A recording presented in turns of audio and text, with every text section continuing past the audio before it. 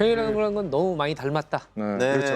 네, 뭐 그런 얘기 많이 하잖아요. 뭐 지 애비 팔자랑 똑같네. 뭐 지 애비 맞아요. 팔자랑 똑같네. 이런 얘기들을 옛 어른들은 많이 했는데 네. 어떻게 보면 우리 이제 부모의 운명이 자식한테 좀 유전되는 것처럼 충렬왕과 충선왕이 이 행보가 상당히 흡사하게 흘러간다. 충선왕이 이 충렬왕을 되게 싫어한다고 하지 않았습니까? 맞아요. 그래서 아빠가 아끼던 궁녀도 네, 싹 다 죽인 거잖아요. 맞아요. 너무 싫어서. 근데 닮았어? 그러니까 우리가 이제 자녀분들 키워보시는 분들은 아시겠지만 쟤 저거 진짜 꼴보기 싫다 이런 거 그런 게 사실 내가 갖고 있는 내 가장 싫은 점이거든요. 네. 그리고 보통 우리가 갖고 있는 우리가 생각하는 단점, 내 단점이 내 부모의 싫은 면하고 되게 닮아 있어요. 동족 혐오라고 하죠, 쉽게 말해서. 충선왕, 충렬왕이 닮았다는 거 어떤 면에서 닮은 거예요? 일단은 충렬왕 같은 경우도 아까 얘기했지만 아버지에 의해서 어떻게 보면 강제적으로 결혼을 하게 되잖아요. 네. 충렬왕도 아버지한테 충분한 사랑을 받지 못했었겠거니 하는 짐작되는 부분이 좀 있고요. 네. 아, 네. 충선왕은 실제로 아버지한테 뭔가 못 봤- 사랑을 못 받았죠. 예. 애정에 대한 보상을 아버지를 무시하고 자기가 왕위에 올랐을 때 해소가 됐었을 법도 한데 네. 뭔가 계속해서 찝찝한 상태로 남아 있다가 하하. 그 숙창원비라고 하는 아버지한테 자기가 붙여줬던 그 여성을 취함으로써 거기서 이제 극복을 하게 된다는 거예요. 남자들은 이제 아버지와 성장 과정에서 네.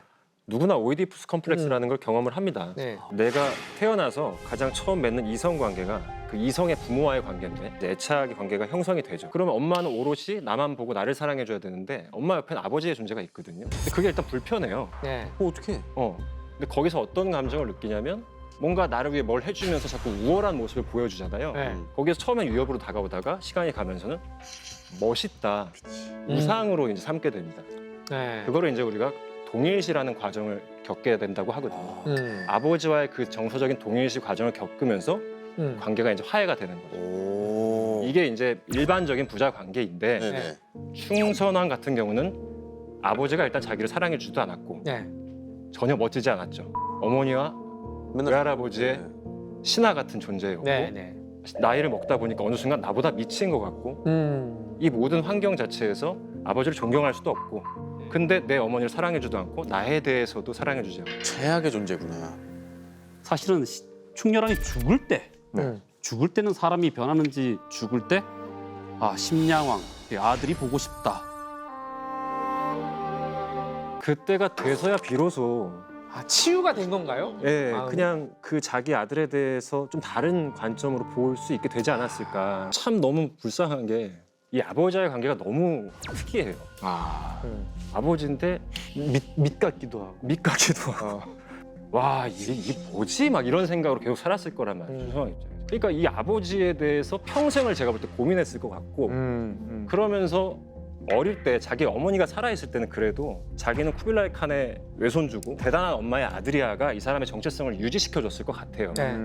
근데 제국 대장공주가 이제 갑자기 사망을 하고 원에서의 어떤 자기한테 밀어주는 힘 자체가 약화되는 과정에서 어느 순간부터 자기도 아버지를 사랑하고 비슷한 행보를 보이는 거죠. 아버지와 비슷한. 진짜 최악. 그러니까 자기도 원나라 사람이라고 자기 정체성을 그냥 정리를 해버렸으면 원의 공주랑 잘 살았어야죠. 근데 개국 대장공주랑 일단 너무 싫고 자기 아버지한테 무비가 있었다면 이 사람은 조비를 사랑하고 살았잖아요. 또. 자기가 싫어하는 아버지의 구석을 똑 닮아버렸네. 그게 이제 정신과에서 공격자와의 동일시라고 해요.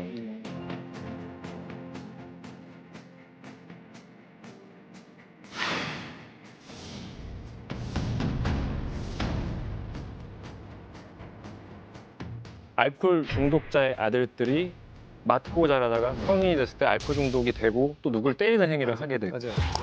그러니까 이런 일들이 계속 반복되는 게 이제 그게 공격자의 이제 동일시라고 하는 거예요. 그걸 하면은 본인이 그런 상처가 치유되는 것 같은 그게 이제 거기서 느껴진다는 거예요? 그 열등감 피해자의 사고가 나아지는 것 같은 착각이 드는 거죠. 거기서 우월감을 느끼게 되는 거예요. 결국 충선왕도 충렬왕처럼 된다.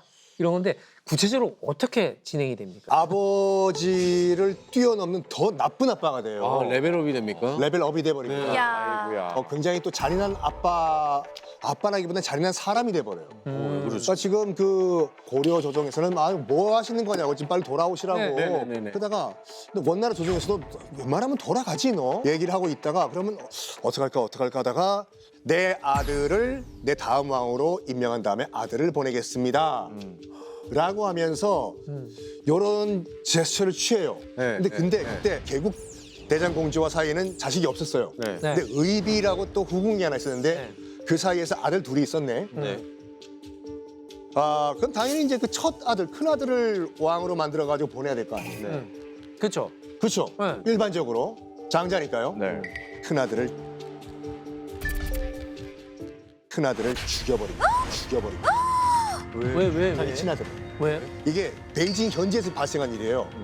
안타까운 게 뭐냐면 베이징에서 도대체 무슨 일이 있었는지 아. 왜 충선왕은 자기 큰아들을 외국 땅 한복판에서 죽였는지 기록이 없고 아이고. 얘가 나이가 몇 살이라는 기록도 없어요. 아. 지워버렸구나 아예 기록을. 그 고려사에 보면 딱 한 줄 있거든요. 그러니까 큰아들과 그를 따르는 세력들을 다 죽였다라는 한 줄이 있는 걸로 봐서는 추측건데 이 살을 붙여보면 얘만 죽인 게 아니라 그를 따르는 세력들을 죽였다는 것은 모종의 보고 배운 게 또 구테타잖아요. 숙청이네 숙청. 그러니까 아들이 뭔가 구테타 비슷한 걸 일으키고 아버지가 그걸 못 견디고 죽인 것이 아닌가라는 대거를. 추측이 가능해요. 우와. 네, 제가 임상에서 만나는 분들이 대부분 이 충렬왕과 충선왕 같은 분들입니다. 아, 정도의 차이가 있지만 다 각자의 세상에서 충렬왕과 충선왕처럼 사느라고 저한테 찾아오시는 것 같은데요. 저는 조금만 더 서로를 이해하려면 결국엔 서로에게 자유를 더 많이 허용해줘야 된다고 생각을 합니다. 맞아요. 서로의 자유를 허용하시면서 내 원가족과 적당히 거리를 잘 두시면서 행복을 찾으셨으면 좋겠습니다.